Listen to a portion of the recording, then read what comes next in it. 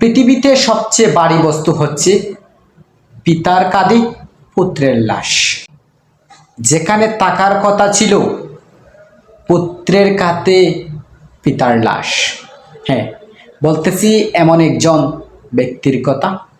আপনারা দেখেছেন সোশ্যাল মিডিয়ায় ব্যাপকভাবে ভাইরাল হয়েছে আমাদের সিলেটের কন্টেন্ট ক্রিয়েটর দীপঙ্কর দাস দীপ।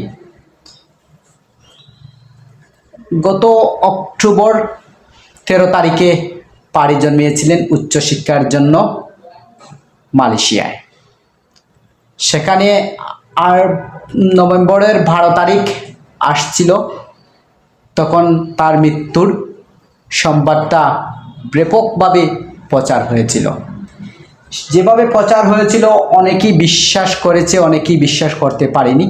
আসলে ভাগ্যের কি পরিহাস, কেউ এই অকাল মৃত্যুটা মেনে নিতে পারেনি। শেষমেশ আজ রাত 3টার সময় প্রায় 8 দিন পর তার লাশ দেশে আসে। শেষ মুহূর্তে শেষ দাহটাও করা হয়েছে। আমরা দীপঙ্কর দীপের জন্য গভীর সমবেদনা জানাই। এছাড়া তো আমাদের আর কোনো কিছু জানানোর মতো সামর্থ্য নেই।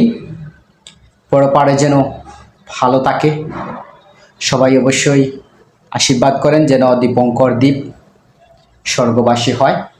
কারণ আমার দেখা মতো সিলেটের এই কন্টেন্ট ক্রিয়েটর অল্প সময়ে খুব জনপ্রিয় হয়েছে, আর তার কন্টেন্টগুলোও ছিল সেই রকম যাতে পরিবারের সবাইকে নিয়ে একসাথে দেখা যেত, অনেক বিনোদনও মিলত।